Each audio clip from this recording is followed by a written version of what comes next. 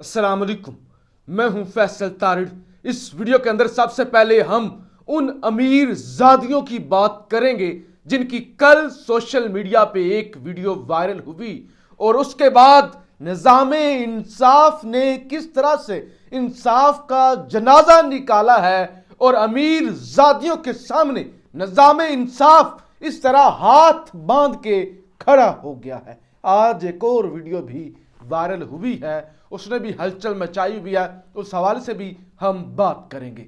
Establishment और इस वक्त पाकिस्तान के अंदर मार्शल लॉ की जो राहें हमवार की जा रही हैं, जो ज़हन साजी की जा रही है, उस हवाले से भी हम बात करेंगे। फिर जनाब सबसे बड़ी खबर, नून लीग का जनाजा निकल रहा है।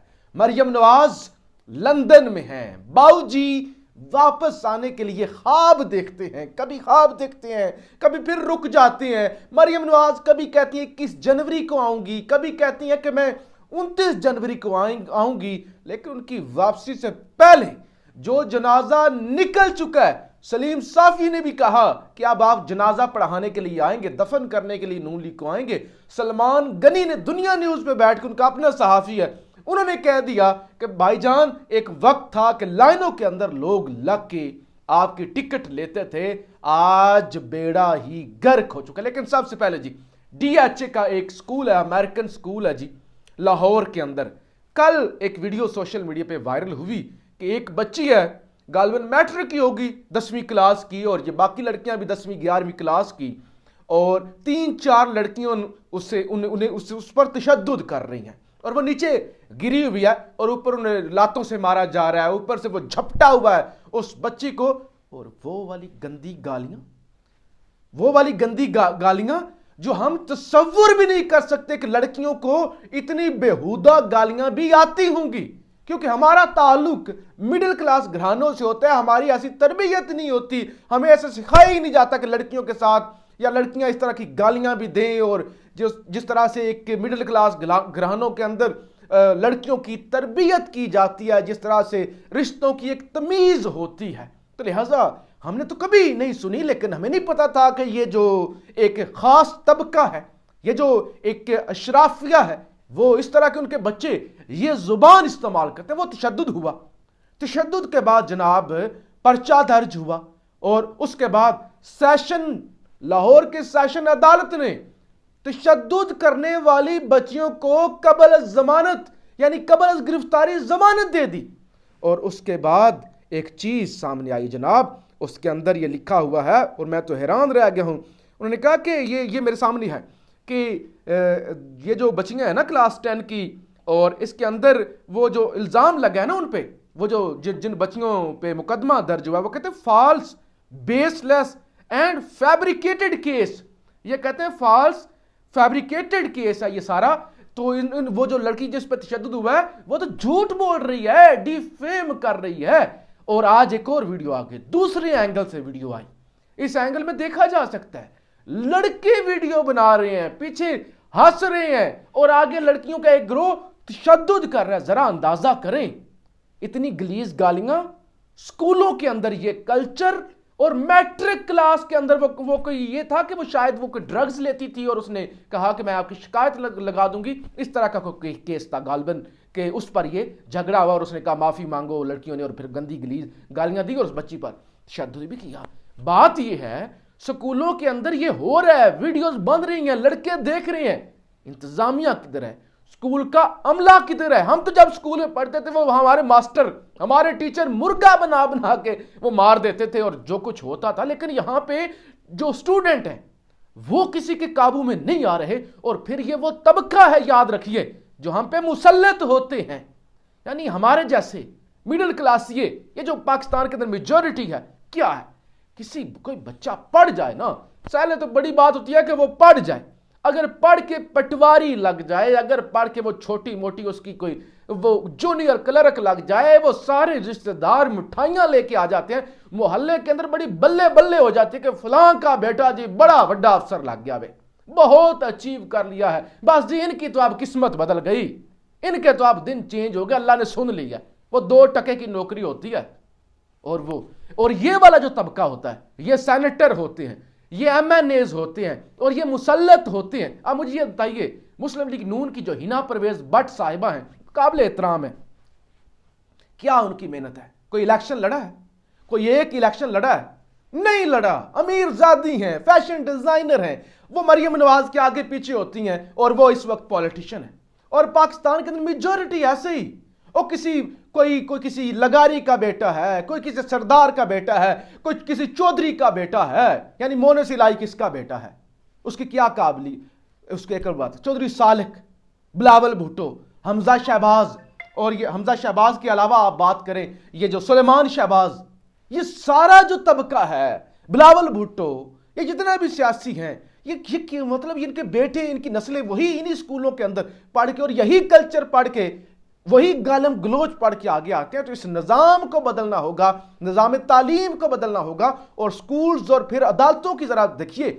उन्होंने कहा फॉल्स एंड बेसलेस और पता नहीं क्या क्या, ये कैरेक्टर असैसिनेशन है, और इन बच्चियों को कबल जमानत वो दे दी उन्होंने, गिरफ्तारी। उन्होंने कहा आप है ना, आप पे नहीं, ये मेरे जैसे ये आम लोगों पे कानून अप्लाई होता है हजूर, आपके लिए तो आइन और कानून बने ही नहीं है, छोड़ दें आप क्या करती हैं, आपको क्या जो है वो तकलीफ करने की जरूरत है। तो ये इस मुल्क के अंदर ये बड़ा अहम इशू था, इसको लाइट मत लें। मैंने 6 मिनट इस इशू को दिए और मैं इस पे, मेरे अंदर एक दर्द था कि ये क्या इस मुल्क के अंदर ये तबका गंदी गालियां भी दे और इनके घर वाले नहीं देखते।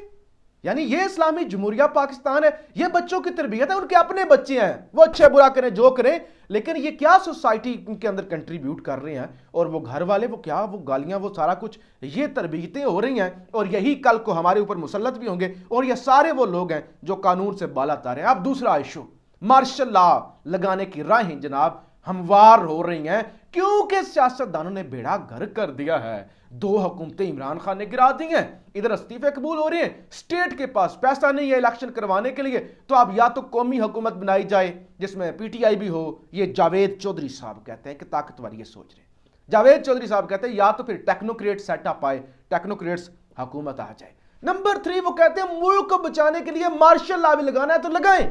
जावेद चौधरी साहब की वीडियो पड़ी, आपको पता है जावेद चौधरी का ताल्लुक कहां से है, क्या है, उनकी क्या सहाफत के अंदर खिदमात नहीं है और किस तरह की वो सहाफत करते हैं। वो कहते हैं मार्शल लॉ भी लगाना है ना, लाओ, मुल्क बचाओ। यानी ये तासुर दिया जा रहा है कि फौजी जर्नैल ही मुल्क बचा सकते हैं, वही लॉयल हैं।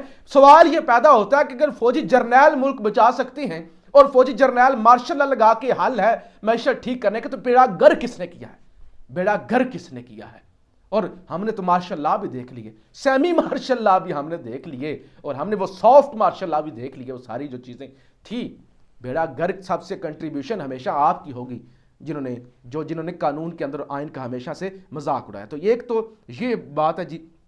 दूसरे नंबर पे जनाब शहबाज शरीफ, जरा देखिए 200 की काबीना बना के वो सारे को कोई SAPM है, कोई कुछ है, आप कह रहे हैं किफायत शारी मुहिम चलाई जाएगी। सुबहान अल्लाह। एक ये है। दूसरा, इलेक्शन कमीशन ने जनाब RTI सिस्टम इस्तेमाल करने का ना फैसला किया, क्योंकि वो फिर इल्जामात लगते हैं RTI सिस्टम बैठ जाता है तो पुराने तरीके से ही इंतखाबात कराए जाएंगे। तीसरा जनाब वज़ीर आला KPK ने हलफ उठा लिया है आजम खान साहब ने, और उन्होंने शुक्रिया अदा किया कि अपोजिशन और हुकूमत ने उन पर एतमाद किया है। पंजाब के अंदर इजलास चल रहा है, और अभी एक खबर तो आई है कि 9 अप्रैल से लेकर 12 अप्रैल के दरमियान ये डेट इलेक्शन की पंजाब के अंदर निकल सकती है। और दूसरी तरफ आईनी माहिरीन को तलब किया गया है, पहले भी मैंने बात की थी PDM की जानब से, कि आप किस तरह आइन के अंदर कोई ऐसा नुक्ता तलाश करें कि हम टेक्नोक्रेट या ये जो अबूरी सेटअप है इसको हम ज़रा प्रोलॉन्ग कर लें और आगे बढ़ा लें, और ताकि हमें इलेक्शन ना करवाने पड़े। नून लीग का जी, जैसे कि मैंने वीडियो के शुरू के अंदर भी कहा, जनाजा निकल रहा है आज सरगोदा के अंदर, तो वो झाड़ू फिर गया ना, झुरलू फिर गया, और बड़ा एक घराना पीरा भेरा शरीफ वो PTI में शामिल हो गए। तो लिहाजा ये बड़ी PTI की कामयाबी है सरगोदा के अंदर। मैंने पिछली वीडियो के अंदर भी कहा था PTI काफी हद तक कमजोर है। अब जनाब मिफ्ता इस्माइल साबिक वफाकी वजीर, अब ये सफाया हो रहा है। वो कहते पार्टी की एक सोच थी कि डार साहब के आने से बेहतरी आएगी, लेकिन मैं नहीं समझता कि सुलेमान का इस तरह का अल्फाज का चुनाव मुनासिब था। यानी सुलेमान शहबाज ने कहा ना जोकर, भाई अपने अलावा तो इनको सारे जोकर लगते हैं ना, क्या शक्लें हैं इनकी, ऐसे हाथ टेढ़े, उंगलियां सीधी नहीं होती, अंगूठा पीछे, यानी आगे को जाने के अंगूठा पीछे जा रहा होता है।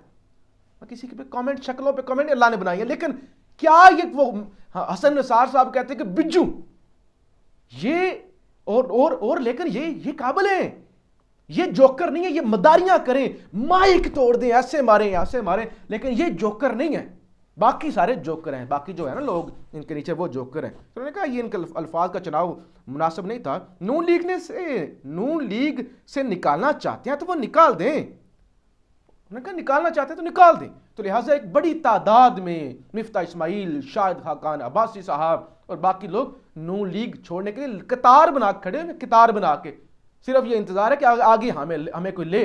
और इस तरह से तो मैं अक्सर समझता हूँ किसी बगैरत को भी ये कबूल नहीं करनी चाहिए, इतनी करैक्टर असैसिनेशन और इतनी बेइज्जती कि तुम जो हो वो बड़े, तुम अशरफ अल मखलूकात और तुम्हारे ऊपर पता नहीं क्या क्या है और बाकी सारे जोकर हैं। तो ये इनका माइंड सेट है, ये फ्यूडल मेंटेलिटी इन स्कूलों से आती है। और ये जो वीडियो के शुरू में मैंने जिक्र किया है, और ये फ्यूडल मेंटेलिटी ना खत्म हुई तो मेरा और आपका तो बेड़ा गर्क हो चुका है, मुल्क हो चुका है। पाकिस्तान जिंदाबाद।